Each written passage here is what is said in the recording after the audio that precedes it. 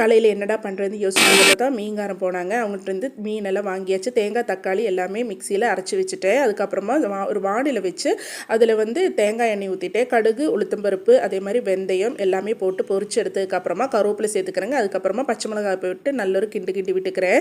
அதுக்கப்புறமா வெங்காயத்தை சேர்த்து நல்லா ஒன்று மிக்ஸ் பண்ணி எடுத்துக்கிறேங்க. அது நல்லாவே வளர்ந்து வரணும். அதுக்கப்புறமா உப்பு சேர்த்துக்கிறேன். அதுக்கப்புறமா ஒரு 1/4 டீஸ்பூன் மஞ்சள் தூள் சேர்த்துக்கிறேன். நல்லாவே மிக்ஸ் பண்ணி விடுங்க. இப்போ ஒரு 5-6 டேபிள் ஸ்பூன் இந்த மல்லித்தூள் சேர்த்துக்கிறேன். நல்லாவே அந்த தேங்காய் எண்ணெய் கூட நல்லா மிக்ஸ் பண்ணிடுங்க. அதுக்கப்புறமா 2 ஸ்பூன் மிளகாத்தூள் சேர்த்துக்குங்க.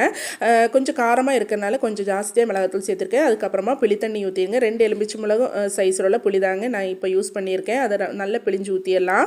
அதுக்கப்புறமா நம்ம தேங்காய் அரைச்சி வச்ச தேங்காய் ஊற்றினா அதுக்கு முன்னாடி இந்த புளித்தண்ணி நல்லாவே குறுகணும். அதுக்கப்புறமா தேங்காய் ஊற்றி நல்லாவே மிக்ஸ் பண்ணி மூடி வச்சிடலாம். இது கொதிச்சதுக்கப்புறமா மீனை போட்டு அதில் 10 நிமிஷம் கழிஞ்சு திறந்து பார்த்து சூப்பரான மீன் குழம்பு ரெடி. பிடிச்சிருந்தா சப்ஸ்கிரைப் பண்ணி லைக் பண்ணி ஷேர் பண்ணி சப்போர்ட் பண்ணுங்க. Okay, by.